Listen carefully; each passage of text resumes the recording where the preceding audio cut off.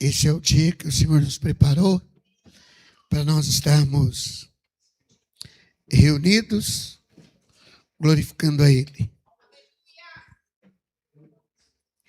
bendizendo o nome dEle,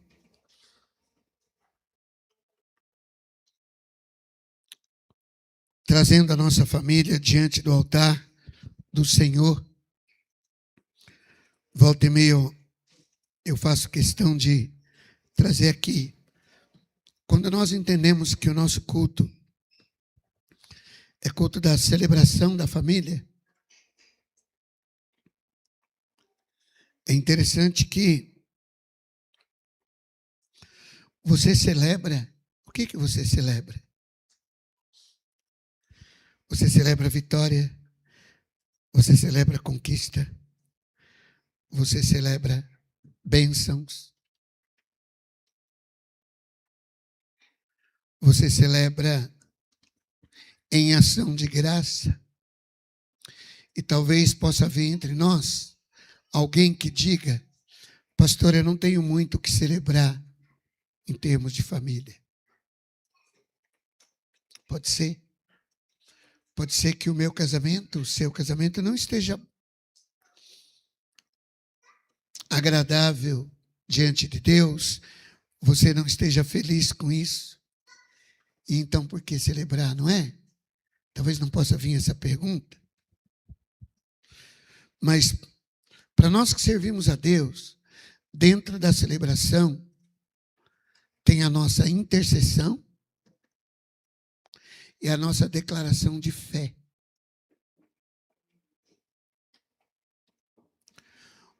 Num certo período na vida de Jó, ele pôde declarar que os olhos dele em carne veria a glória de Deus. Ele falou que o Senhor se levantaria. Então, nós não andamos por vista, nós andamos por fé. Nós andamos por fé. E talvez você não tenha alcançado, porque você não jogou isso no âmbito da fé. E você não declarou: eu vejo. Irmãos, eu sou tão convicto da fidelidade de Deus. Entenda, quando a Bíblia fala que Deus é fiel, não está apenas falando do seu caráter. É muito fácil dizer que o caráter de Deus é um caráter de fidelidade, inclinado para a verdade. Logo, se ele prometeu, ele vai cumprir, porque ele é verdadeiro. Isso é óbvio. Mas entenda que a fidelidade de Deus está mais inclinada para o seu amor. A fidelidade de Deus é irmã da misericórdia dele. Tanto é que você vai pegar na Bíblia, dependendo da tradução, da origem da tradução, a palavra fidelidade está traduzida em algumas Bíblias em misericórdia. Em outras traduções, a palavra misericórdia está traduzida em fidelidade. Eu ministrei aqui recentemente que quando Moisés quis ver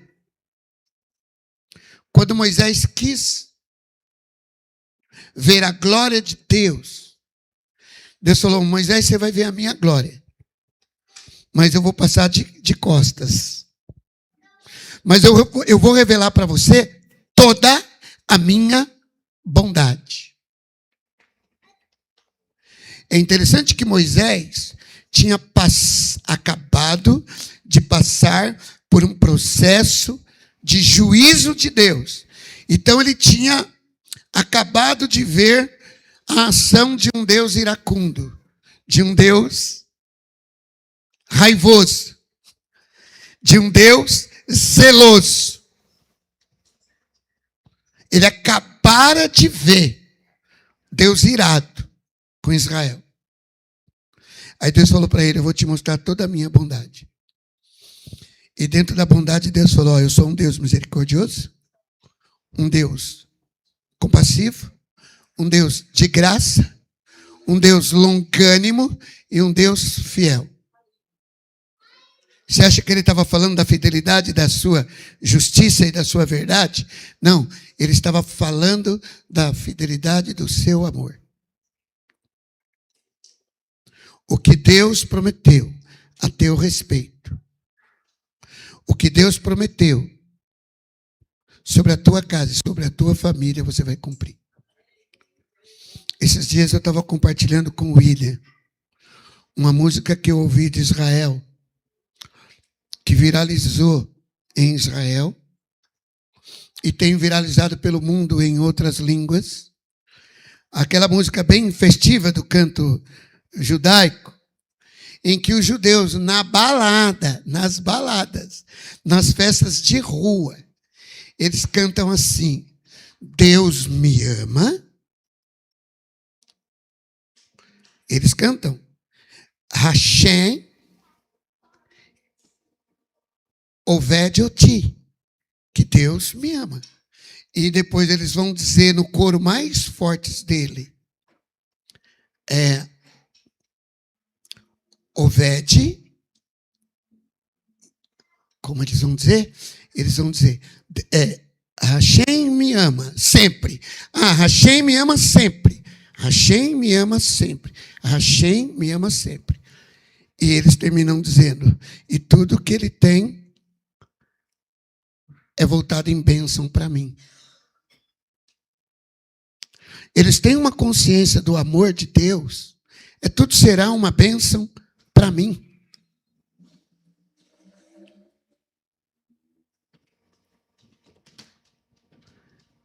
Sempre redundará em bênção para mim.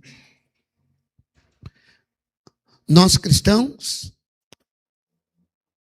que somos filhos da herança de fé de Abraão, às vezes nos esquecemos, não colocamos no nosso cotidiano. Celebração da família. É o meu tempo de gratidão pela minha casa, pelo meu lar, pelo meu casamento. Ainda que aos meus olhos e aos olhos humanos não esteja tudo plenamente igual eu creio.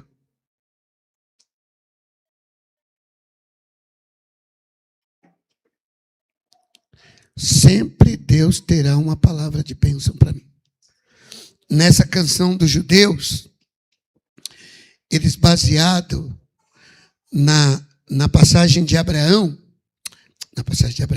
na passagem de José, em que Deus converteria a maldição em bênção, em que Deus converteu a prisão de José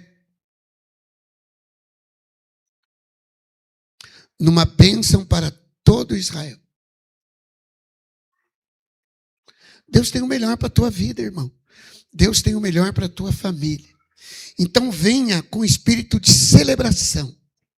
Cantar a Deus com alegria. Cantar a Deus com alegria. Celebrar a Deus com alegria. Nós viemos nessa manhã para consagrar a nossa vida, a nossa família, diante do altar do Senhor.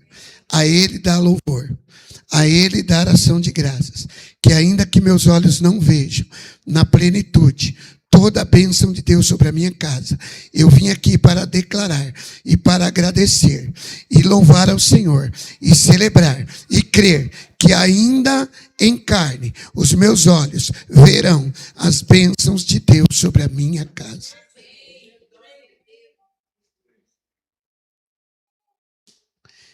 E a palavra de Deus é fiel, queridos. A palavra de Deus é fiel. E se isso ainda não viesse a acontecer, à luz dos seus olhos, a sua geração não pereceria, porque ela seria salva pelo legado e pela palavra da promessa.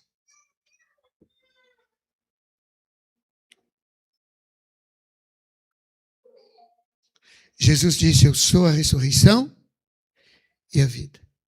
Aquele que vive e crê em mim, nunca morrerá.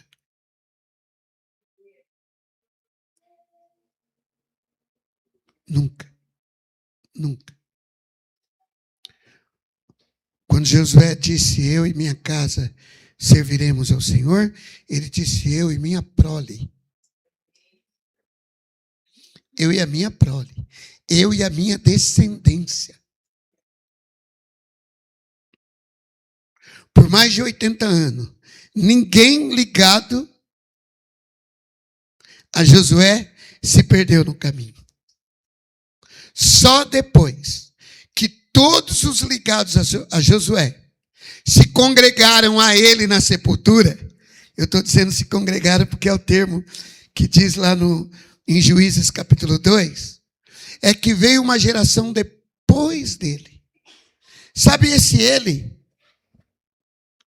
Pastor Miro, esse ele seu, o teu, você, pode perpetuar por 80 anos depois que você partir.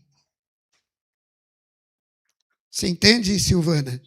Esse você, ele pode não ser você só até o quanto você viver. Ele pode ser você e por mais uns 80 anos que você não está. Ficaria o aroma do teu legado. As leis espiritual que você estabeleceu no seu tempo. Está entendendo isso? Não. Você estabelece uma lei no mundo espiritual que ela resiste 2 gerações, Rodrigo, depois da tua. É uma bênção extensiva. Eu não sei porque o Espírito Santo está me levando a falar isso. Mas talvez você esteja inseguro, com medo, desconfiado, sem esperança. O teu Deus é fiel. Ele é fiel em amor. Você vive para Ele, estabelece os legados, você parte se o Senhor Jesus não vier nesse tempo, e você deixa uma herança espiritual pairando sobre a terra. Mas também o contrário é verdadeiro.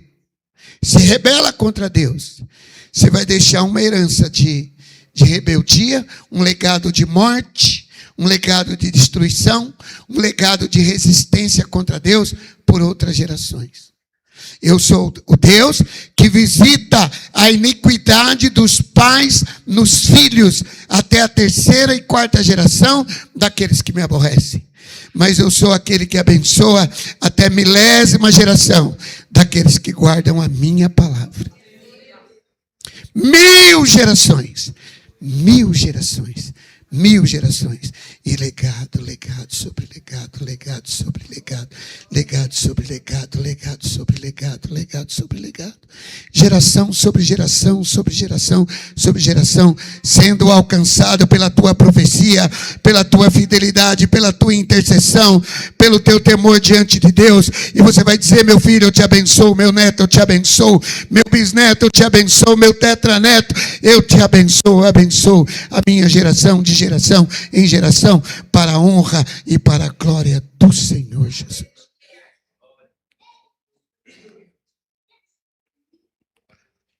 Aquela canção que nós dissemos que bendito será a tua casa, benditos serão os teus filhos.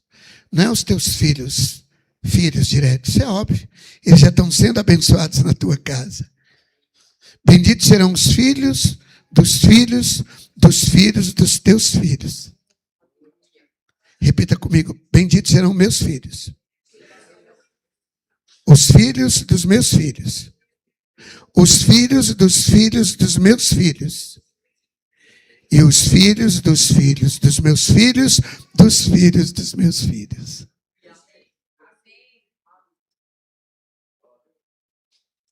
É filho, né? É filho. Irmãos, nós não estamos jogando conversa fora. Nós estamos falando das abrangências e da infinitude ou da infinidade das promessas de Deus para conosco. Amém? Amém? Só por essa palavra já valeria a tua posição de estar na casa de Deus, consagrando a tua família. Provavelmente há alguém assistindo a nossa live ao vivo agora. Ou alguém que queira assistir depois. E espero que a sua ausência na casa de Deus esteja diretamente ligado a uma impossibilidade. Porque eu tenho plena convicção, até porque temos promessa de Deus sobre isso. Tem uma bênção que Deus preparou para aqueles que estão neste lugar. Nós nem colhemos a oferta ainda, o pastor já explorou metade do tempo com a pregação. Ontem eu estava num culto em que o pastor Clodoaldo estava ministrando. E ele fez menção de uma passagem bíblica.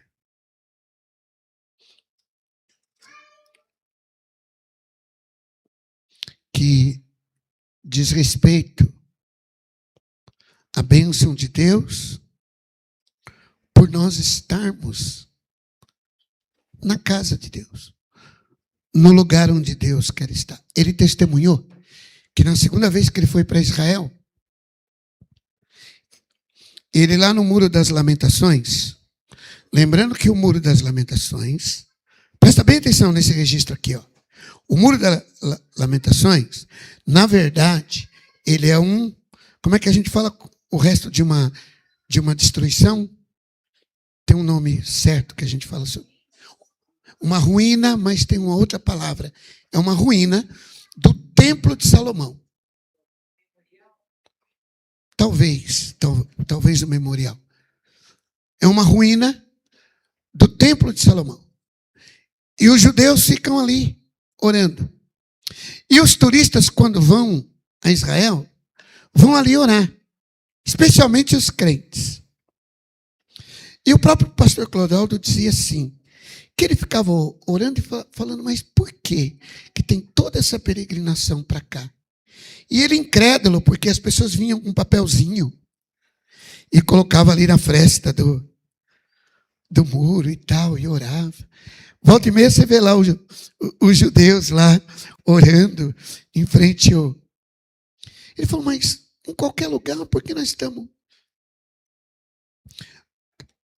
O Espírito Santo levou ele a recorrer a um versículo bíblico, que está lá em 2 Crônicas, capítulo 7, que diz assim, se o meu povo, que se chama pelo meu nome, se humilhar, orar, me buscar, se arrepender dos seus maus caminhos, eu ouvirei dos céus. Como é que é? Eu perdoarei os seus pecados, sararei a sua terra, estarão abertos os meus ouvidos, abertos os meus olhos, atentos os meus ouvidos, a oração que se fizer, onde? Neste lugar. Neste lugar. Deus tem uma bênção que acontece neste lugar. Eu não duvido que Deus visita e fala ao coração de quem está distante, mas tem uma bênção para este lugar. No capítulo 6, quase ninguém percebe que há uma intercessão tremenda de Salomão por toda a nação de Israel. E sabe o que ele fala na intercessão dele? Ele fala, Deus, e se o judeu estiver longe daqui, disperso nas terras, e ele se virar para cá, virar o corpo, vamos pôr assim, para esse lugar, estender a mão para Jerusalém. Por isso que a Bíblia diz, haja paz nos muros de Jerusalém. Por isso que a igreja tem um dever espiritual e um débito eterno com Jerusalém, porque ali é a cidade do nosso rei. Quando Jesus voltar, é em Jerusalém que ele vai estar. Aí, Salomão está orando, Senhor, mas e se virarem para cá? E se ele tiver pecado? E se ele estiver longe do Senhor?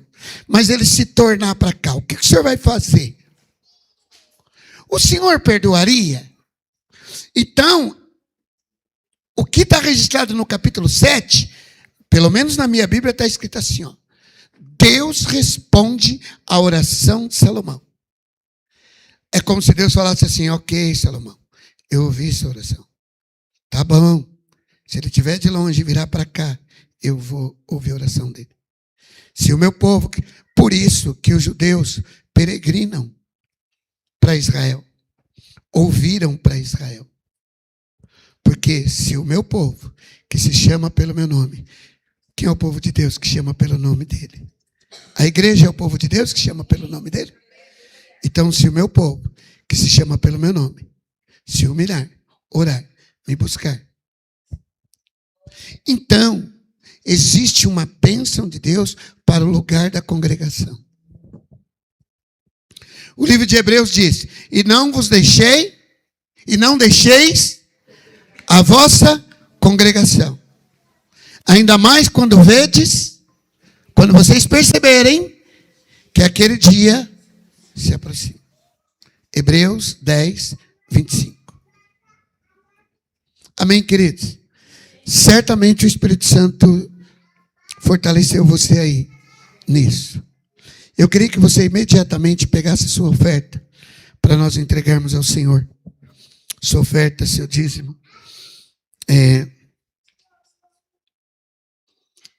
Quando você oferta ao Senhor, na casa do Senhor, você está abençoando o sustento e a manutenção daquela obra. É interessante que Davi, que não viu o templo de Salomão, talvez a oferta dele tenha sido uma das maiores e talvez uma das mais especiais, porque ele ofertou sobre um templo que ele não inaugurou. A planta meio que passou pela mão dele, mas o lugar ele não inaugurou. E quando ele foi ofertar, sabe o que ele falou? Quem sou eu, Senhor? E quem é o teu povo para apresentar, trazer para o Senhor alguma coisa? Se tudo vem de ti e nós apenas devolvemos aquilo que veio das tuas mãos. Amém, queridos? Então separa a tua oferta, o teu dízimo, faça a sua oferta digital. Muitos irmãos fazem logo que chega ao culto. Quando eu tenho a oferta física, eu ponho no envelope. Quando não, eu coloco a oferta eletrônica e abençoo ou agradeço na salva, ou eu ou a minha esposa. Vamos orar? Pai, nós consagramos ao Senhor. Assim como consagramos a nossa família, nós consagramos a nossa oferta e o nosso dízimo. Também é nosso culto, também é nossa celebração, também diz respeito à nossa casa, à nossa família. Pedimos que o Senhor abençoe, para que haja provisão, sustento na tua obra. Que o Senhor possa dilatar o nosso coração, para que nós investamos no teu reino. Oramos, Senhor Jesus, pedindo que o Senhor santifique e abençoe e receba para o teu louvor e para a tua glória. Em nome de Jesus. Amém. Amém. Traga a sua oferta. Toque no gasofilácio. No nome de Jesus. Amém.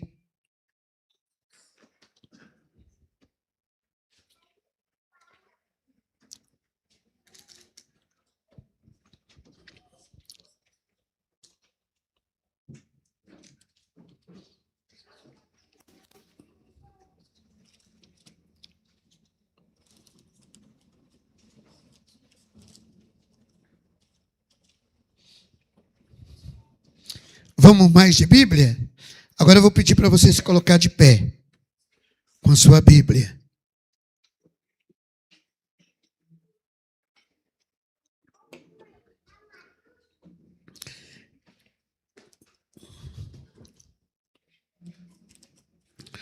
Segundo Coríntios, capítulo 3.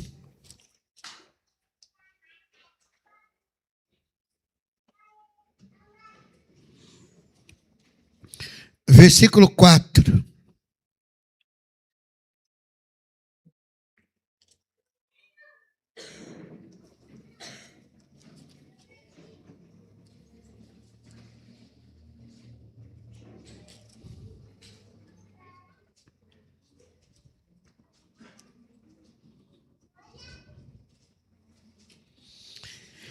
E é por meio de Cristo que temos tal confiança em Deus. Não que por nós mesmos sejamos capazes de pensar alguma coisa, como se partisse de nós. Pelo contrário, a nossa capacidade vem de Deus, o qual nos capacitou para sermos ministros de uma nova aliança. Não da letra, mas do Espírito. Porque a letra mata, mas o Espírito vivifica. Vamos orar. Espírito Santo, mais uma vez, diante da tua palavra, viemos pedir que a bênção do Senhor venha sobre nós, nos nossos ouvidos e nos nossos lábios, na nossa mente espiritual, nos nossos corações. A tua palavra seja ministrada, para que sejamos cheios do conhecimento da tua vontade e andemos nos teus caminhos, cumprindo o propósito que o Senhor estabeleceu para a nossa vida. Nós oramos agradecidos em nome de Jesus Cristo, pela vitória e pela graça que o Senhor nos concedeu. Podemos assentar, queridos. Amados, nós estamos no ano profético de Davi. E o nosso lema diz que ele adestra as nossas mãos para a batalha. Hoje nós vamos falar de capacitação de Deus. A nossa tendência é achar que a capacidade, a capacitação é automaticamente o fato de nós recebermos graça e poder de Deus para realizar. Essa é a ideia básica. Se Deus nos capacitou, Deus nos deu graça para realizar. Então, na capacitação tem a unção. Na unção tem poder. Aí no poder tem a cura. Tem o poder para comandar sobre o mal. Então, a nossa ideia básica de capacitação é essa. Eu vou juntar 2 domingos que nós ministramos aqui. No domingo passado, ceia do Senhor. Foi domingo passado? No domingo passado, na ceia do Senhor, nós ministramos sobre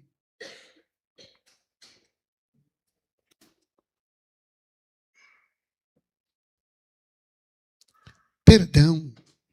Lembra que nós falamos que muitas vezes o perdão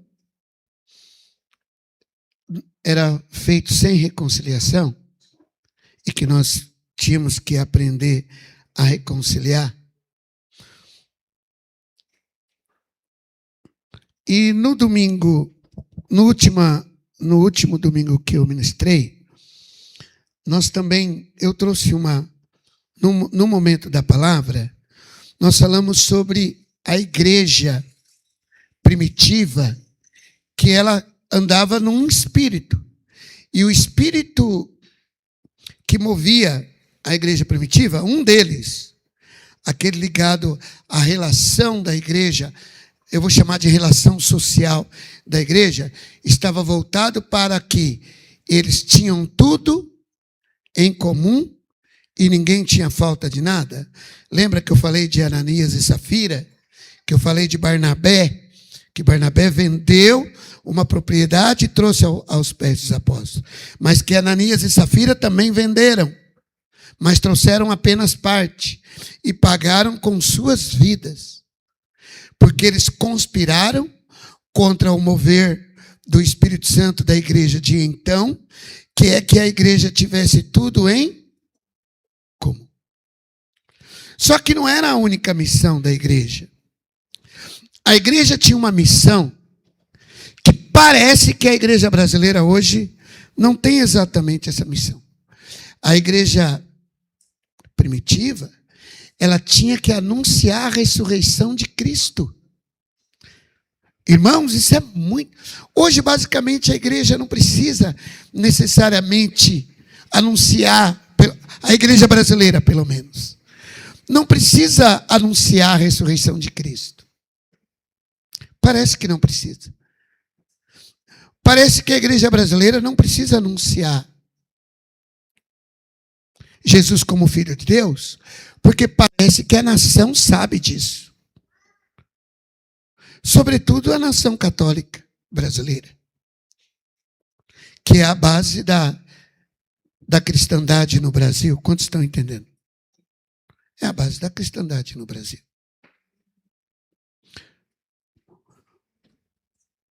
Eu vi uma frase em frente a uma igreja assim: esta igreja é uma igreja cristã.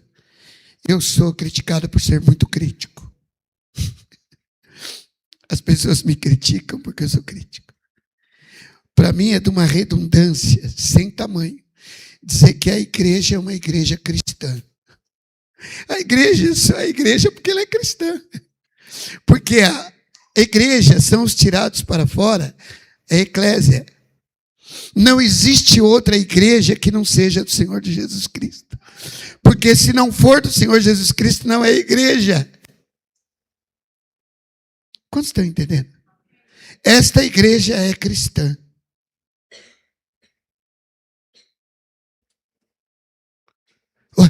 Tem outra igreja que não seja cristã? Existe uma outra igreja que não seja cristã?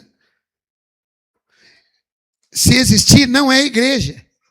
Leva o nome de igreja, mas não é igreja. Porque a igreja são os tirados para... A igreja é comprada pelo sangue de...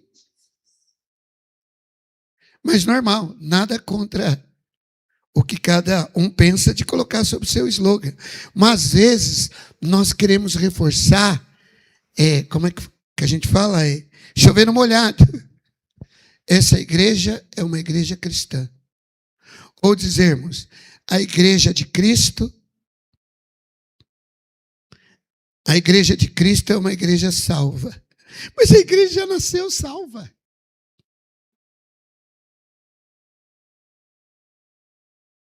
A igreja nasceu salva. Não precisa ser o nosso slogan.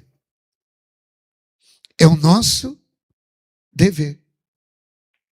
É o nosso dever. Então, a igreja primitiva, ela tinha a missão de anunciar a Cristo, de anunciar a ressurreição. E parece que é simples, né? Anunciar que Jesus ressuscitou. Como assim simples? Não é simples não, queridos.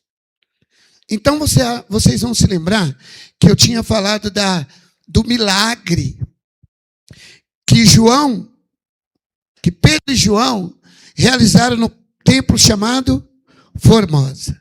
Na porta formosa do templo. Às vezes a gente faz uma confusão. O templo não se chama Formosa. Quem se chama Formosa é a porta do templo, né?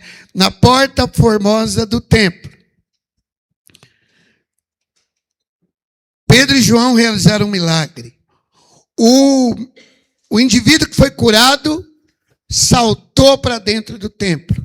E por causa disso, milhares de pessoas foram salvas.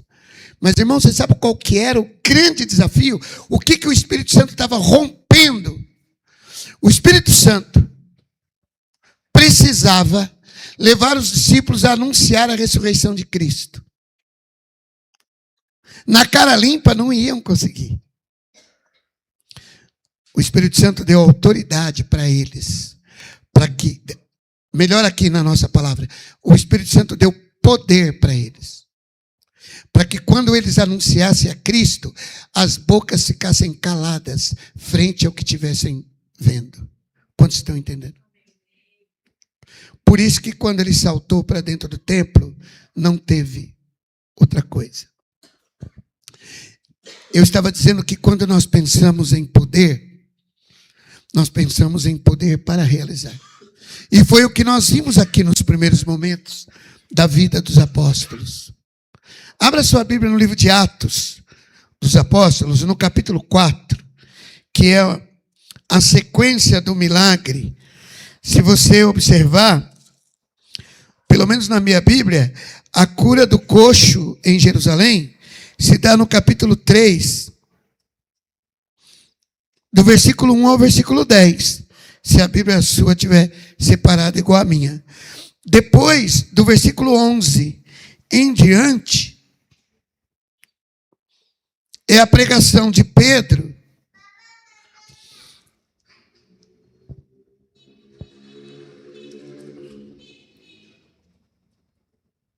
e a conversão das pessoas. Porém, na sequência disso, no capítulo 4, os discípulos estão sendo presos. Foram presos por uma noite para passarem pelo julgamento no dia seguinte. Então, eu preciso fazer essa leitura aqui. E eu queria que vocês percebessem o que acontece. Capítulo 4 de João. Enquanto Pedro e João ainda falavam ao povo, eu falei, João? Atos dos Apóstolos, capítulo 4, versículo 1. Atos 4, 1. Enquanto Pedro e João ainda falavam ao povo, chegaram os sacerdotes, o capitão do templo e os saduceus. Quando você lê saduceus aqui, você está lendo mais uma turma de judeu. Mas sabe o que significa dizer que foram os saduceus? Que estava ali? Estavam ali o grupo de religiosos judeus que mais resistiam à doutrina da ressurreição. Os guardiões da não ressurreição. Os teólogos da não ressurreição estavam ali. O quê? No templo? O que estão falando lá? Que Cristo ressuscitou? Não, vamos lá. Vamos lá. Ei, irmãos, imagina que fosse duas denominações. A denominação judaica que não aceitava a ressurreição foram lá para o templo. Junto com os capitães, junto com os chefes do clero judaico, os sacerdotes. Eles entraram para dentro do templo. O saduceu estava lá.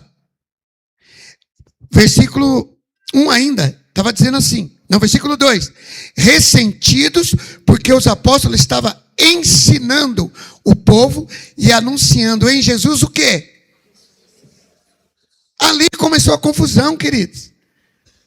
Você lê a passagem normal e você não percebe o problemão que está surgindo aqui. A cúpula da não ressurreição entrou para dentro do templo. E falou, quem é que está pregando ressurreição aqui? Que negócio é esse?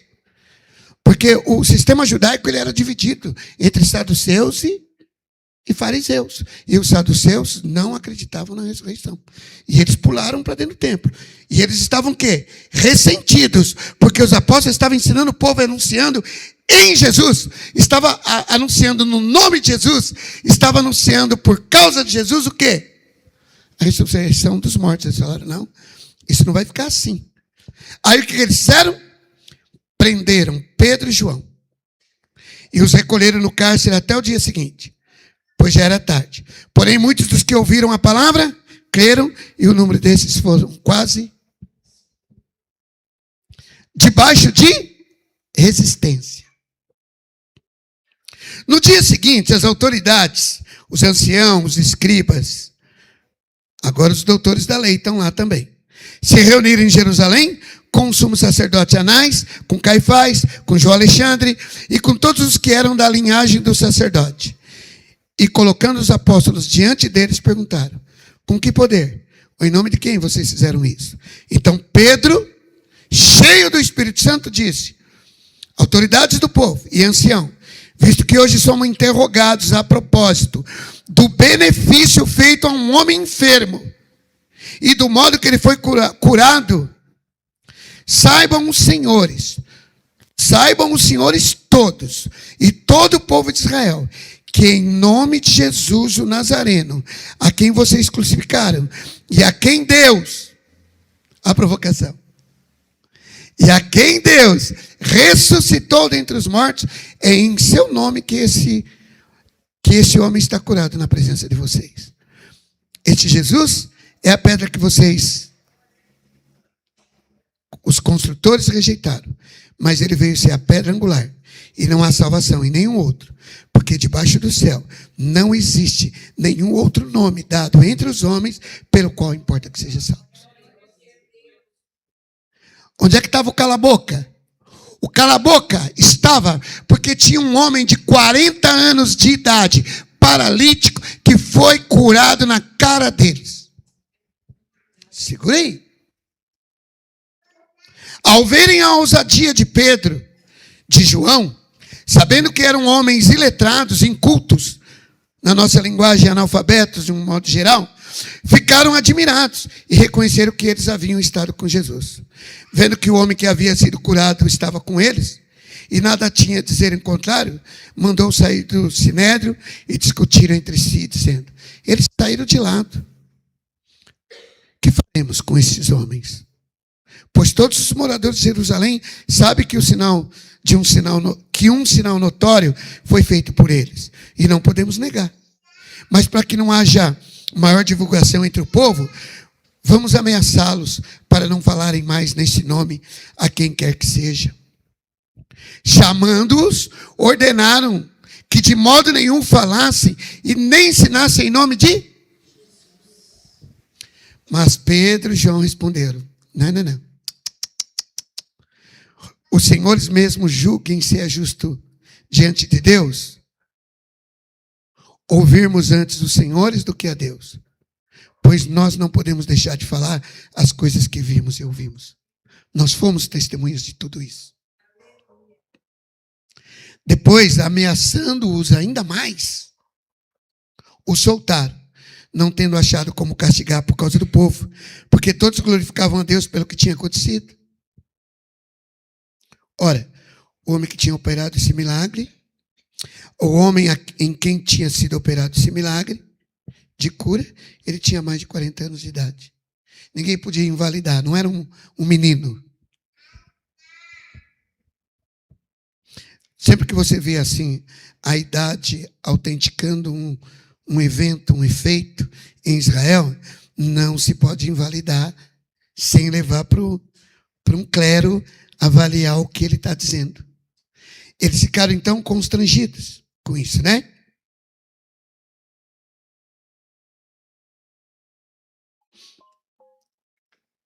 Versículo 23. Uma vez soltos, tiveram que soltar Pedro e João. Ficaram sem motivos. E tiveram que engolir a palavra da ressurreição e ver 5.000 almas sendo salvas. Uma vez soltos, Pedro e João procuraram os irmãos. E é aqui que eu quero entrar com vocês, queridos. E lhes contaram tudo o que os principais sacerdotes e os anciãos lhes tinham falado. E ouvindo isso, alguns deles levantaram a voz. Alguns deles, unânimes, todos, levantaram a voz a Deus e disseram: Tu és soberano, Senhor. Tu, soberano Senhor, fizeste o céu e a terra, o mar e tudo que neles há. E disseste por meio do Espírito Santo, por boca de Davi, nosso pai, seu servo. Por que se enfereceram os gentios? E por que os povos imaginaram coisas vãs? Os reis da terra se levantaram, e as autoridades se juntaram contra o Senhor e contra o seu ungido. Porque, de fato, nesta cidade, Herodes e Pôncio Pilatos, com gentios e gentes de Israel, se juntaram contra o teu santo servo, Jesus, a quem ungiste, para fazerem tudo o que tua mão e o teu propósito predeterminaram.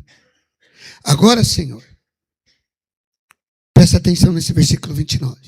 Agora, Senhor, olha para ameaças deles e concede aos teus servos que anunciem a tua palavra com toda ousadia, enquanto estendes as tuas mãos para fazer curas, sinais, prodígios, por meio do nome do teu servo, Jesus.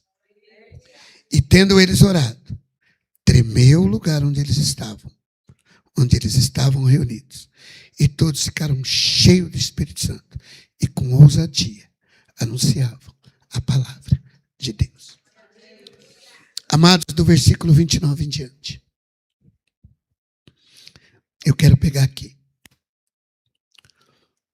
Aos irmãos perceberem a perseguição orquestrada pelo sistema religioso judaico, quando os apóstolos voltaram da prisão e testemunharam a opressão que fizeram, alguns deles se reuniram? Não.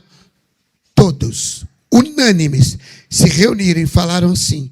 Eu quero que você fique bem atento agora, queridos. Esse é o cerne da nossa mensagem dessa manhã.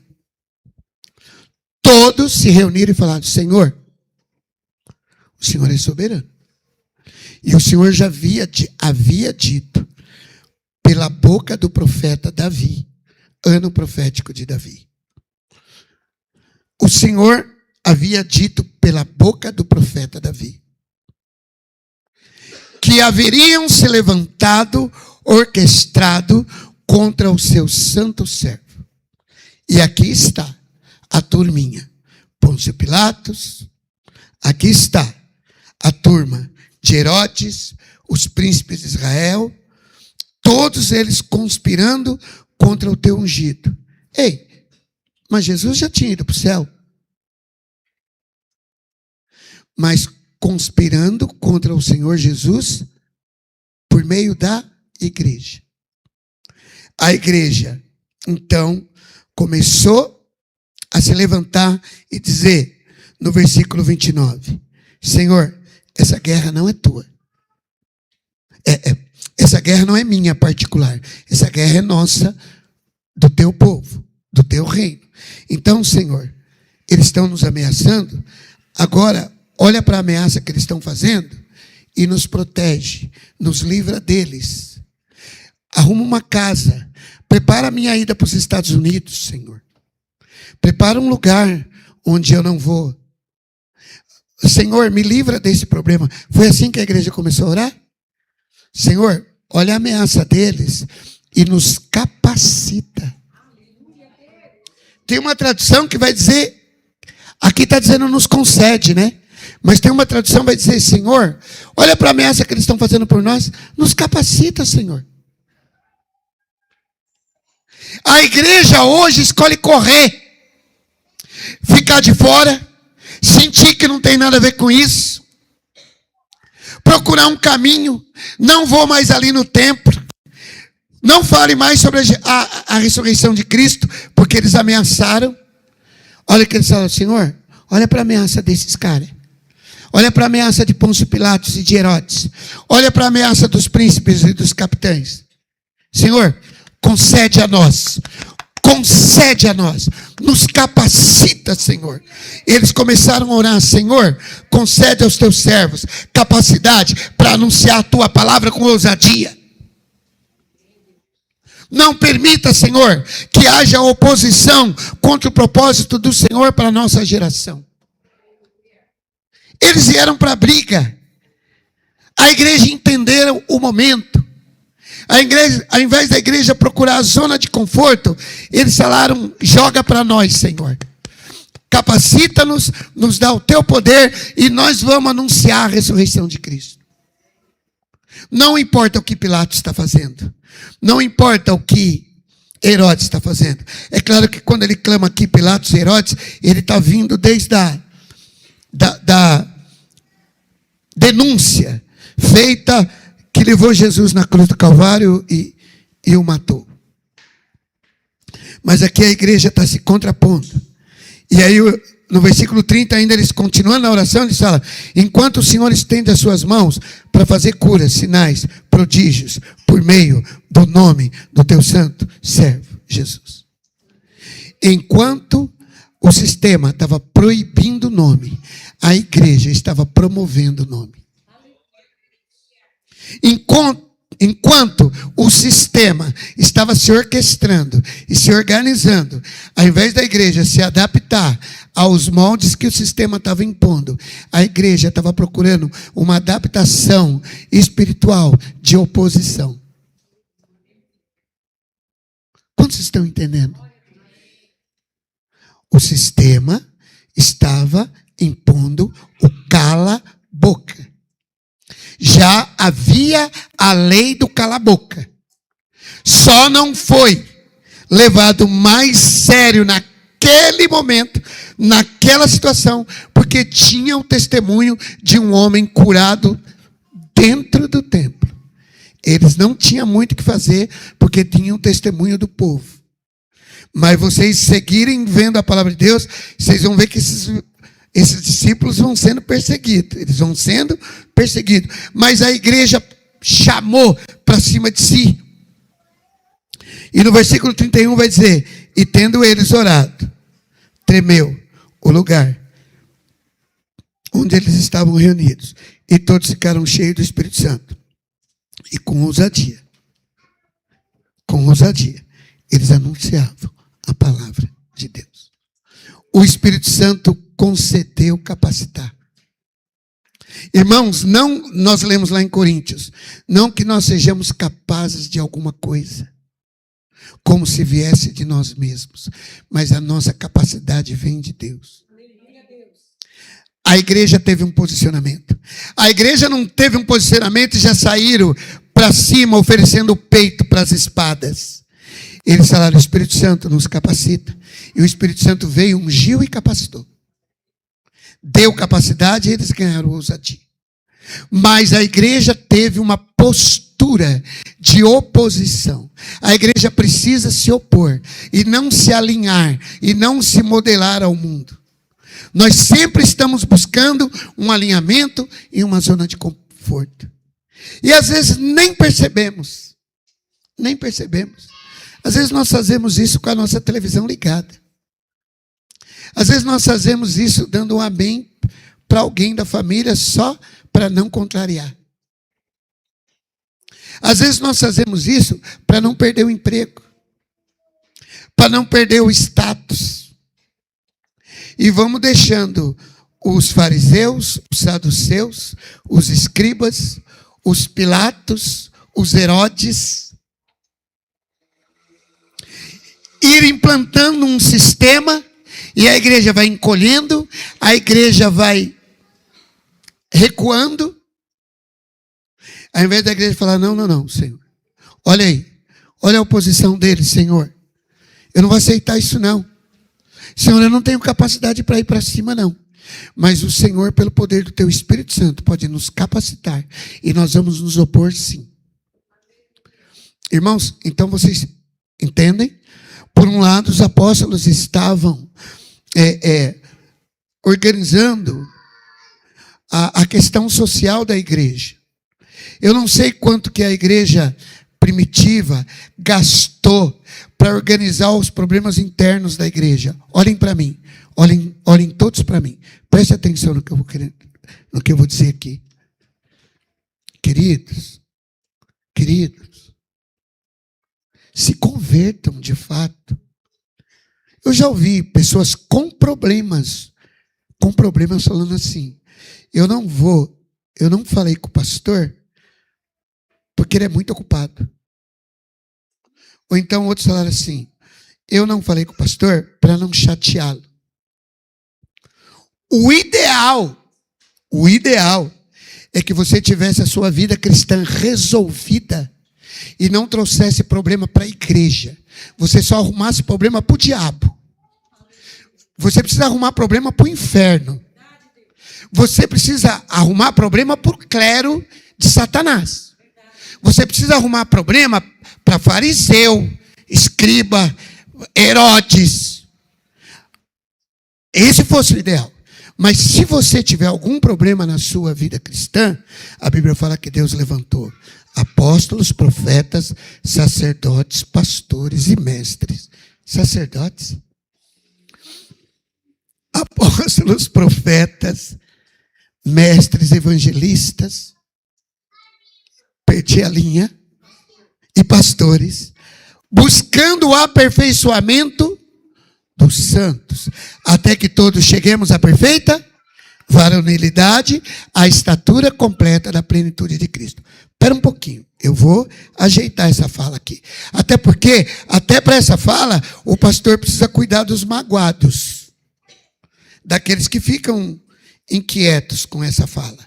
Ei, entenda, vai arrumar problema para o inferno, arruma problema para Satanás, para que a igreja não tenha problema com a igreja. É um tal de gastar o ministério resolvendo o problema da igreja. Ué, a igreja resolve seus problemas aqui, ó. A igreja resolve seus problemas na oração. A igreja resolve seus problemas na obediência. E fora disso, a igreja vem para a luta junto e fala: Senhor, joga para o nosso peito, nos capacita pelo Teu Espírito Santo, porque a nossa luta não é contra a carne, nem contra sangue, mas é contra as potestades espirituais da maldade que se levanta nas regiões celestiais. A igreja não foi mimizenta falar com Pedro e com João, para falar: e agora, João, o que nós vamos fazer? Eles vão perseguir. A igreja falou: não, Senhor, não, nós não vamos aceitar isso não. Nos capacita aqui, que nós estamos junto com Paulo e Pedro e os apóstolos, e nós vamos na batalha junto. A igreja gasta muita energia com a igreja. A igreja lida muito com a igreja. Ah, que o culto não está bom, que o louvor não está bem, que o louvor está alto, que o louvor está baixo, que o louvor está muito alegre, que o louvor está muito... Ah, que a palavra... Ah, que o irmão... Oh, meu, e o inferno? E as pessoas que estão se perdendo? Quem é que vai lidar com eles? A igreja precisa entender isso, querido. A nossa capacidade vem de Deus. E Ele quer nos capacitar para fazermos a obra dEle.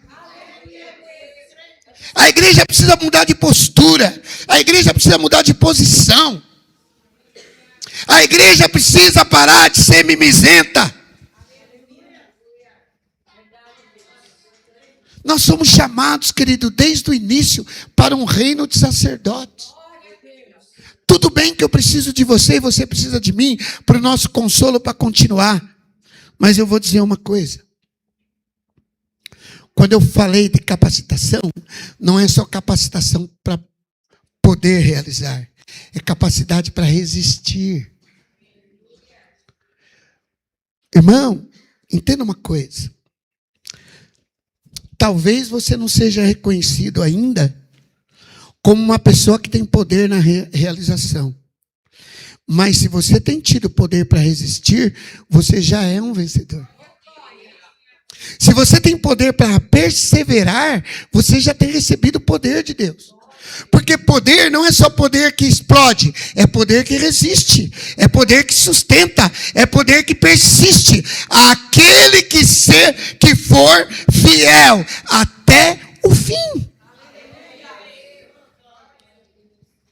Às vezes a nossa capacitação é para continuar.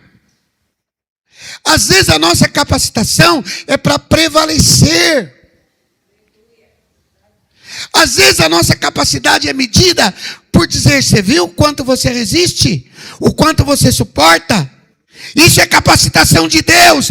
Deus também te está capacitando para você permanecer, para você prevalecer. Se você tem prevalecido, persistido, permanecido, você também é vencedor.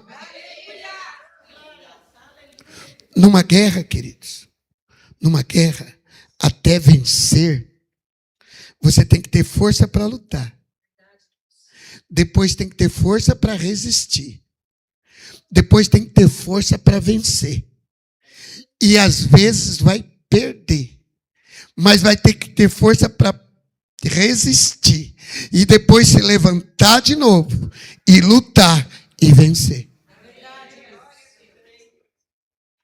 Permanecer também é ter força. Resistir também é ter força. Coragem para ficar é também ter força. Entender o que Deus tem para nós na nossa geração é também ter força. E você poder dizer assim: eu sou uma pessoa capacitada, porque Deus tem me dado força para resistir. Mas não é para resistir os irmãos. Porque se você está tendo que resistir os irmãos, a igreja está equivocada.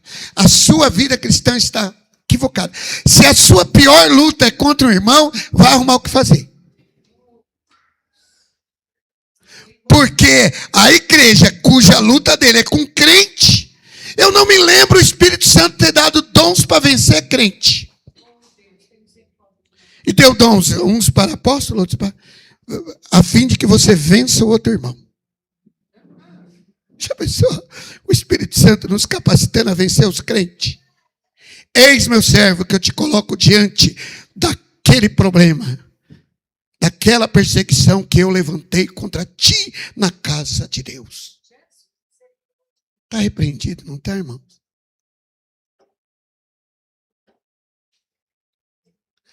O que tem de crente que gasta energia contra crente não faz sentido. Gasta energia contra a própria igreja.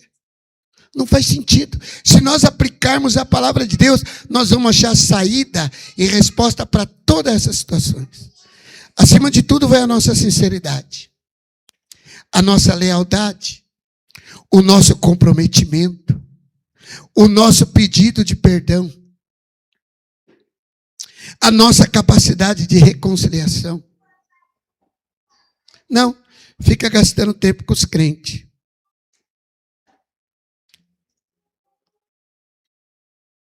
Não é o tempo pelo tempo. Até porque o tempo pelo tempo tem um chamado. Os ministérios na igreja são para a edificação da igreja. Eu estou falando a luta. Lutar. Nós lutamos juntos e elegemos um único inimigo. Nós não somos inimigos entre si. Que o ministério de adolescente não combina muito com o ministério infantil. Sim. É que o ministério de louvor e diaconato não se entende. Ei, como? Não entendi. Não entendi. Não são co-ministros um dos outros? A igreja não pode gastar energia com aquilo que não é pão. A igreja não pode não perceber quem são os inimigos de Deus e se ajuntar unânimes contra esse inimigo. O versículo 31 vai dizer que eles, tendo orado, tremeu o lugar onde eles estavam reunidos e todos ficaram cheios do Espírito Santo com ousadia, anunciava a palavra de Deus. Irmãos, a unção do Espírito Santo veio aqui por causa de um propósito. Qual que era o propósito? Nós vamos anunciar sim a ressurreição de Cristo. Venha o saduceu que vier. E cada igreja no seu tempo tinha sua missão. Irmãos, hoje a igreja luta contra a própria verdade. E às vezes a verdade dentro da própria igreja. Que nós, ano profético de Davi, porque ele adestra nossas mãos para a vitória. Ele adestrar quer dizer capacitar. Tem a ver com habilidade, com treinamento, mas é capacitar. O Senhor quer nos capacitar. Deixa eu ver se eu consigo ler com vocês mais uma referência aqui.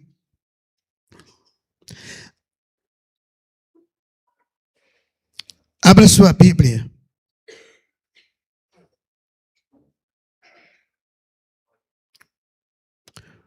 Em 2 Timóteo capítulo 3.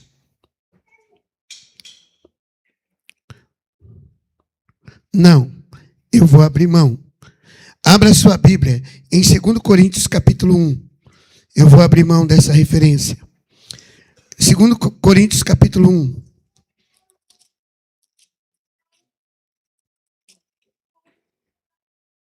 Versículo 3. Olha aqui, queridos. Bendito seja o Deus e Pai de nosso Senhor Jesus Cristo, o Pai das misericórdias, e o Deus de toda consolação. Presta atenção na palavra consolação aqui. Ele que nos consola em toda a nossa tribulação. Espera aí. Consolo na tribulação. Para que pela consolação que nós mesmos recebemos de Deus, possamos consolar os que estiverem em qualquer espécie de tribulação. Porque assim como transbordam sobre nós os sofrimentos de Cristo, assim também por meio de Cristo transborda o nosso consolo. Irmãos, isso aqui requer de nós muita reflexão.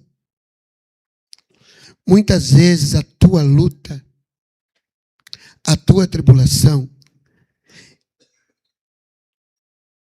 a tua batalha, a tua permanência, ela deve servir de consolo para aquele que não está conseguindo lutar e permanecer. Você já imaginou? A minha tribulação e a minha luta é consolo daquele que não está conseguindo vencer. Versículo 6. Ainda no versículo 5, sabe o que ele está falando? Que o sofrimento dele transborda para o consolo do outro. Se somos atribulados, é para consolo e salvação de vocês. Que loucura. Se somos atribulados é porque nós estamos alcançando experiência, energia para consolar vocês. Ainda no versículo 6. E se somos consolados, é também para o consolo de vocês. E esse consolo se torna eficaz na medida em que vocês suportam com paciência os mesmos sofrimentos que nós também suportamos. Eu estou falando que capacidade não é só força para lutar e vencer. Capacidade é força para permanecer e para continuar em meio às tribulações. Levanta a sua mão e declare comigo. Capacidade nem sempre é poder para vencer, mas poder para persistir, para permanecer, para resistir.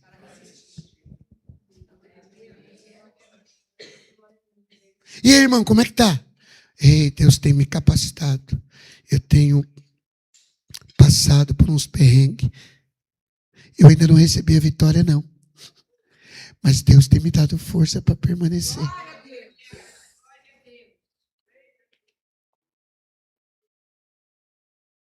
Nós só associamos que somos vencedores quando acabamos de vencer. Não. Muitas vezes quando conseguimos permanecer na luta. A força é para permanecer. Para entrarmos no reino do céu, sabe o que a Bíblia fala?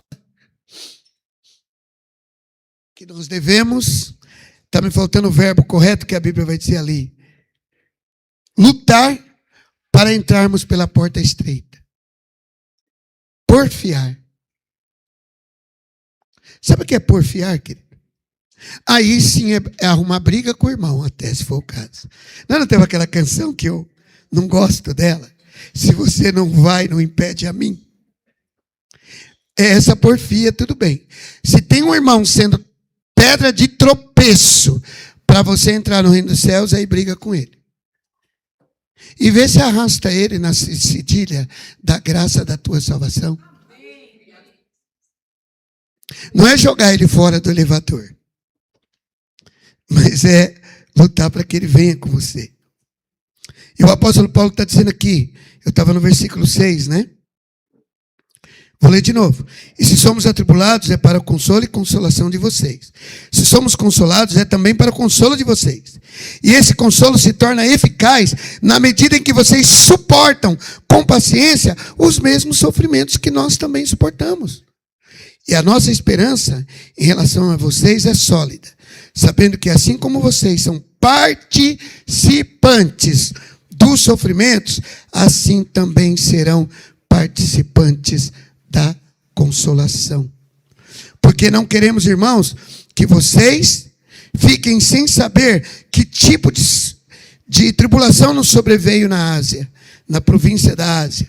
Foi algo acima, olha o que eles estão dizendo aqui, foi algo acima das nossas forças, a ponto de perdermos a esperança até da própria vida. Olha o nível que chegava a luta dos apóstolos. Eles falaram, queridos, o nosso sofrimento foi tão grande na Ásia que nós chegamos a perder a esperança de viver. De fato, tivemos nós mesmos a sentença de morte, para que não confiássemos em nós mesmos. Ensina o Deus que ressuscita os mortos, o qual nos livrou e ainda nos livrará de tão grande morte. Nele temos esperado, que ainda continuará a nos livrar, enquanto vocês nos ajudam com... Amados, estamos juntos aqui? Enquanto vocês nos ajudam com orações a nosso favor, para que, por muitos, sejam dadas graças a Deus a nosso respeito, pelo benefício que nos foi concedido por meio da intercessão de vocês, por meio da súplica de vocês. Muitas vezes, a igreja não está na mesma trincheira da batalha, mas a igreja está na oração. A igreja pode não estar ali no campo direto da luta, mas a igreja está intercedendo. A igreja não está ali na província, como é que é a província aqui? Da Ásia. Mas a igreja está na obediência. Mas a igreja está ensinando. Mas a igreja está apagando um incêndio ali, bobo. Está repreendendo os irmãos. A igreja está ali consolando um outro irmão. Mas todos elegendo um único inimigo e juntos numa mesma batalha. Nunca, queridos, nós seremos vencedores se nós não estivermos comprometidos num espírito de unidade. O teu inimigo não é teu irmão. O teu inimigo não é o sistema ministerial. Não é o sistema da igreja. O teu inimigo não é o ventilador. O ventilador está te incomodando, muda de lugar. Você senta em frente ao ventilador e fala, pô, que problema esse ventilador nas minhas costas. Parece uma piada que eu vi uma vez, que hoje é proibido falar de onde veio. Que o indivíduo estava no ônibus sozinho. Ele é o motorista. E a janela que ele estava quebrada e a chuva entrando dentro da janela. E ele inquieto no banco. E aí, o motorista, vendo pelo retrovisor, falou assim, por que você não troca de lugar? Ele falou, eu vou trocar com quem se eu estou sozinho? Rodrigo vai responder processo, hein? Tem crente que é assim. Ele fica ali, ó, perturbado, se move, vai lá e conserta o ventilador. Desliga o ventilador, fala pro diácono, ó, diácono. O diácono, arruma um lugar para mim, senta lá no pé da escada.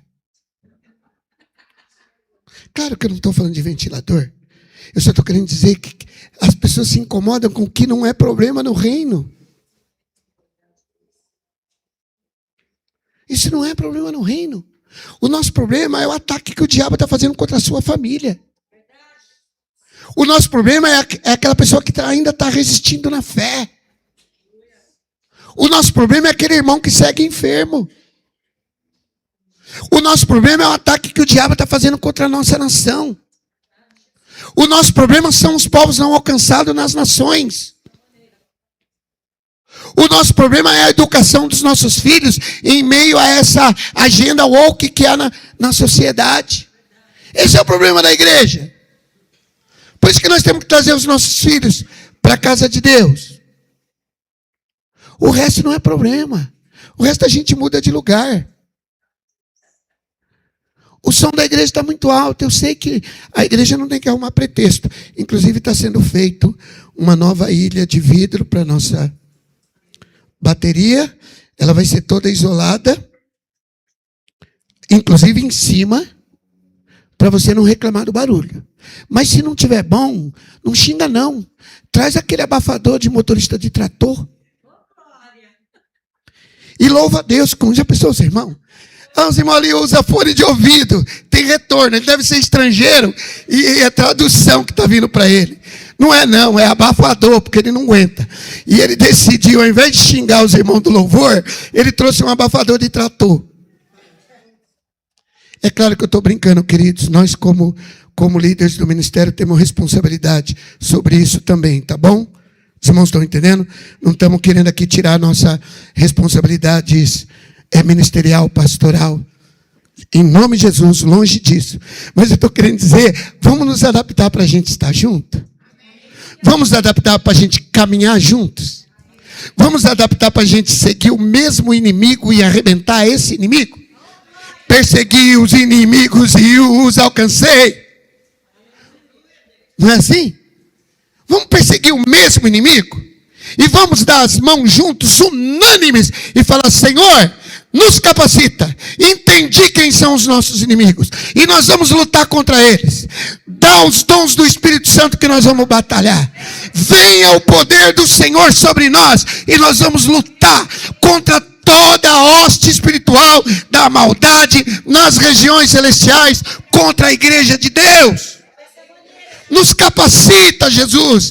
Tira de nós o nosso choro vão. Tem choro que não é para nós chorarmos. Nos consola com o consolo do Teu Espírito Santo, nos dando capacidade para fazer a Tua obra. Derrama os dons espirituais, nos capacita, Senhor. Aviva o meu ministério. Eu peço perdão ao Senhor por eu ter entregue aquela obra, por eu ter me afastado. Eu peço perdão ao Senhor por eu ter fugido, por eu ter fingido, em nome de Jesus. Você entende, querido? Você entende o que Deus tem para nós? Que o Espírito Santo possa te consolar por seu justo choro, porque alguém te feriu, porque alguém te magoou, mas que o Espírito Santo possa te dar uma direção para você se livrar dessa opressão, porque isso é ataque do inimigo para inibir a capacidade de Deus que vem sobre a sua vida, porque o Senhor te capacitará. Ele te capacitará, Ele te chamou, Ele te confirmará. Você está com uma questão contra mim? Me procure e nós vamos acertar. Você está com uma questão contra o seu irmão? Procura, nós vamos acertar. Você não sabe como fazer? Busca orientação, nós vamos te direcionar. Mas em nome de Jesus, nós seremos unânimes no propósito, nós seremos unânimes na luta, nós seremos unânimes no objetivo. E você, irmão, que ainda não viu a vitória, mas você está permanecendo, entenda, o Espírito Santo está te dando vitória e está te capacitando, porque permanecer também é vencer, permanecer também é capacitação de Deus, é Ele que te capacita para resistir às lutas e os ataques que você tem sofrido, até porque você precisa aprender a resistir para que você seja fiel até o fim.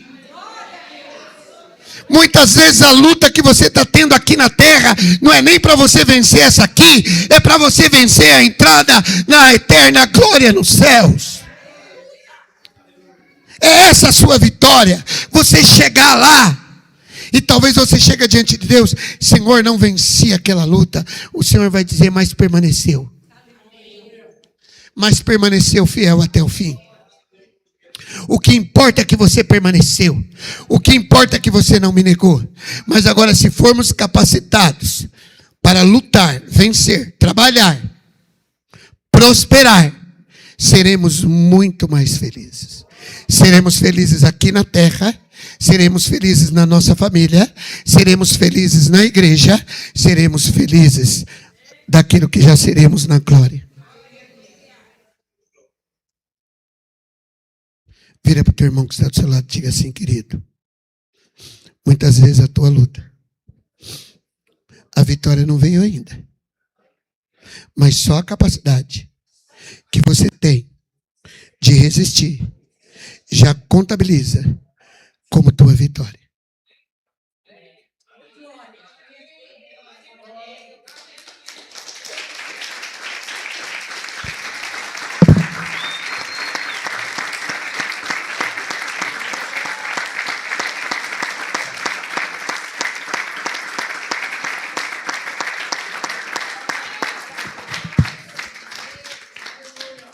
Se alguém te perguntar assim, viu, Alessandra? Se alguém te perguntar assim, você tem vencido? Você fala assim: acho que tem sim, porque eu tenho subsistido. Eu tenho resistido. Deus tem me dado força, então eu sou vencedor.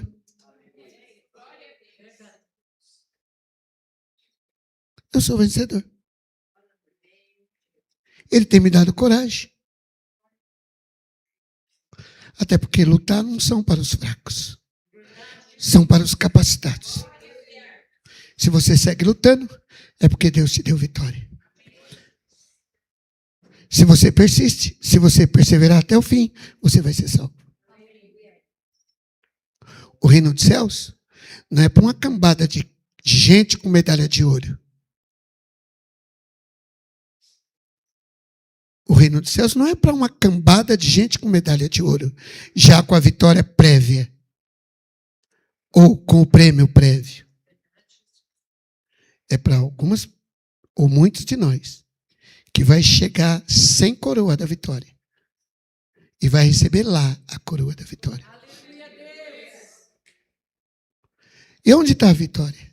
Na luta, na fidelidade, na persistência, na obediência. E na boa luta, no bom combate. Não vai lutar o mau combate. Lutar contra o irmão é mau combate. É lutar ruim. É lutar ruim. Lutar contra crente é lutar ruim demais. Ou luta chata. Luta boa, queridos. Combati o bom combate. Pega uma luta boa. Já viu aqueles lutadores que estão pleiteando o cinturão, não sei das quantas? Quem que ele quer encontrar pela frente? Um forte desafiador. Desculpe o termo, não um pangaré que não tem condição de enfrentar ele. Um dia desse eu estava vendo a história, pena que eu não lembro aqui, de um lutador de MMA. Ele era irresistível. Até que um dia ele encontrou um brasileiro que sentou ele no chão. Agora tem crente que não quer luta trouxa. Luta boba, fica lutando com o irmão. Ué, você está lutando com outro vencedor? Que já está com a vitória garantida lá na frente. Luta com quem quer de fato te derrubar. E ganha boa batalha. Ganha boa batalha. E fala: Senhor, eu estou nessa luta, não é por mim mesmo. É porque eu amo o teu reino, amo a tua obra. E eu entendi o teu chamado. Agora qual que é a parada? É anunciar a ressurreição de Cristo? Estou dentro. Me capacita. Qual que é a parada? É alcançar os irmãos que estão com o coração entristecido? Estou dentro. Qual que é a parada? Ganhar os meus entes queridos, familiares? Estou dentro. Qual que é a parada? Anunciar Cristo na cidade de Ferreira de Vasconcelos? Estou dentro. Na nação brasileira? Estou dentro. Mas não estou dentro, eu apoio essa ideia. É onde é que eu entro? Eu vou entrar pelo menos no caminho da intercessão. Amém, amados? Amém? Que o Espírito Santo possa ter te fortalecido. Que o Espírito Santo possa estar te visitando agora. Que venha a unção do Espírito Santo sobre nós. E nós saiamos do campo da falácia. Que venha a unção de Deus sobre nós. Sejamos unânimes no entendimento. Sejamos unânimes no propósito. Sejamos unânimes na luta. Que nós elejamos o verdadeiro inimigo. Que nós entendamos as razões da cura, das curas e dos milagres que Jesus vai realizar. Porque serão para nós invadirmos os lugares proibidos, para nós invadirmos os lugares sistematizados, como era o templo de Jerusalém, e nós ali provocarmos resistência, porque o Senhor fez um milagre ali. Nós ali provocarmos resistência, porque o Senhor tem um testemunho ali da tua ressurreição. Nós ali provocarmos resistência, porque nós entramos em unidade de espírito. Nós ali provocarmos resistências, porque nós estamos em oração, porque nós estamos em obediência, porque nós estamos guardando a tua palavra. Espírito Santo, vem e nos visita, vem e nos capacita, vem e nos unge com o seu poder, nos unge com a tua unção, poder para operar, poder para trabalhar, poder para curar enfermidades, para expulsar demônios, para ordenar contra todo principado e potestade que se levanta contra a igreja, para ordenar para as doenças e as enfermidades que acometem o povo de Deus, que vão embora em nome do Senhor Jesus Cristo. Que a igreja tenha autoridade, que a igreja tenha testemunho de unidade, de justiça, de santidade, de verdade, de amor, em nome de Jesus, para que as nações da terra, para que a cidade de Ferraz de Vasconcelos caia na graça da igreja, caia na graça da família cristã, caia na graça da igreja ferrazense, em nome do Senhor Jesus Cristo. Que o diabo possa bater em retirada contra todo levante que se levanta contra as nossas famílias, porque nós estamos unidos num propósito, e as correntes vão ser quebradas, as cadeias vão se abrir, em nome de Jesus Cristo, e nós seremos vitoriosos. E enquanto o Senhor estivermos aqui em luta, ainda que a vitória não seja visível, ainda que a vitória ainda apareça não ter sido contemplada, nós vençamos por permanecer, nós vençamos por resistir, por continuar lutando até aquele dia, até o dia do Senhor, com a tua aparição na glória, onde nós seremos revestidos de poder e autoridade sobre toda a terra, sobre toda a humanidade. Aí nós seremos tal qual o Senhor Jesus é, e reinaremos com o Senhor para todo sempre, e o seu reino será estabelecido para toda a eternidade em Cristo Jesus. Para Ele toda a honra, toda a glória, toda a adoração, toda a exaltação, todo o poder seja dado a Jesus Cristo. A Ele o louvor, a Ele o poder na igreja. Vem Espírito Santo, vem Espírito Santo, vem Espírito Santo, vem Espírito Santo, e manifesta o teu poder sobre as nossas vidas, em nome do Senhor Jesus Cristo.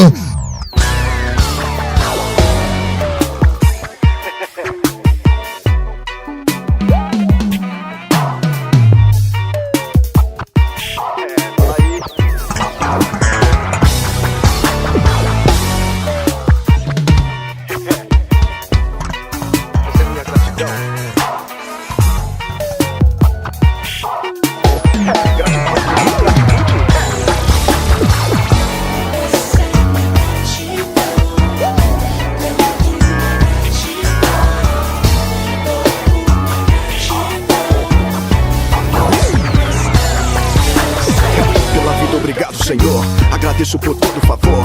Sei que não poderia sentir mais. Consegui, olha aí, tô aqui. Mas eu já sei, tenho muito a vencer. Mas te vejo e aqui vou correr, pois sentir nada mais tem valor. Não sei quem colocou esse dom. Só estudo? Tá bom. A batida e o tom vem do céu.